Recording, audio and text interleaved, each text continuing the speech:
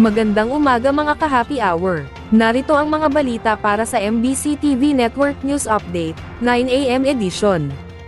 VP Sara, inaasahang magsumite ng tugon sa dalawang impeachment complaints bukas. Inaasahang magsumite si Vice President Sara Duterte ng kanyang tugon bukas sa dalawang impeachment complaints laban sa kanya, matapos ideklarang may sapat na porma at nilalaman.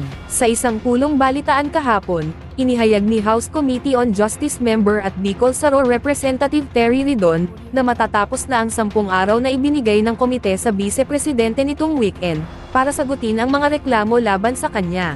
Sakaling magsumite ng tugon ang pangalawang Pangulo bukas, sinabi ni Representative Ridon na kanilang bibigyan ng pagkakataon ang panig ng mga mambabatas na nag-endorso sa mga reklamong impeachment, at pagkatapos ay bibigyan din ng pagkakataon si VP Sara na magsumite ng kanyang rejoinder. At the moment, inaantay po ng House Committee on Justice yun pong answer ng pangalawang Pangulo. So I think she has until this weekend and until Monday to submit her answer to the House Committee on Justice. So antayin po namin yon at the end of office hours ng Lunes, and then we will have to decide kung ano po yung next step. So in the event that the Vice President submits her answer, yung pong endorsers complainants will be given an opportunity to reply, and the Vice President will be given an opportunity to do a rejoinder. Samantala, ayon kay Representative Ridon, sakaling magsumite ng tugon ang Vice Presidente, tutukayan ng Justice Committee kung sufficient in grounds ang impeachment complaints at inaasahang idaraos ang hearing proper sa April 8. Ipinaliwanag din ng mambabatas na maaaring mapaikli ang magiging takbo ng impeachment process, sakali man na hindi magsumite ng tugon si VP Sara bukas. In the event po that she does not respond by Monday, the process will be shortened, abbreviated. So ibig sabihin, I think as early as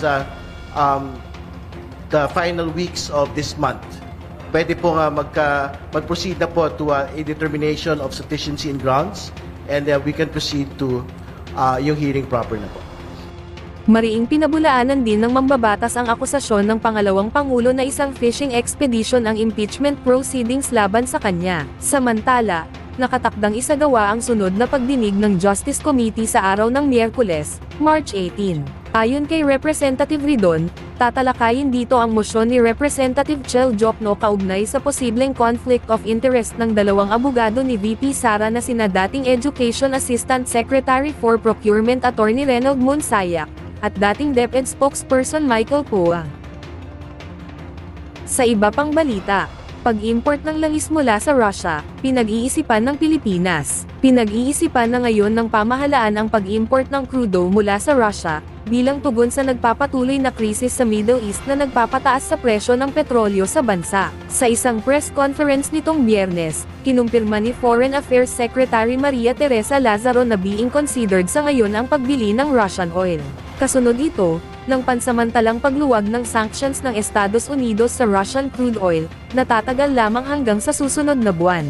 Ayon kay Lazaro, malaking hamon ngayon ang seguridad ng ating supply dahil ayon sa Department of Energy, halos 98% ng ating langis ay nanggagaling sa Middle East na apektado ng mga banta sa Strait of Hormuz, bagamat ang DFA ang nakikipag-ugnayan sa ibang bansa. Nilinaw ng kalihim na ang DOE pa rin ang maglalabas ng pinal na desisyon at detalye sa naturang plano.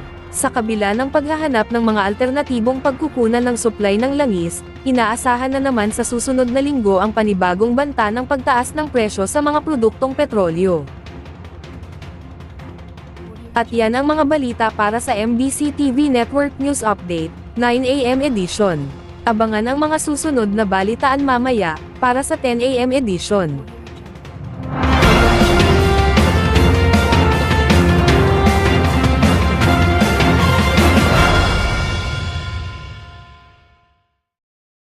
Mga ka-happy hour, kung gusto mong manood ang mga balita sa MBC TV Network News Update, mag-subscribe sa aming YouTube channel, i-like ang aming Facebook page, at i-follow sa aming TikTok account.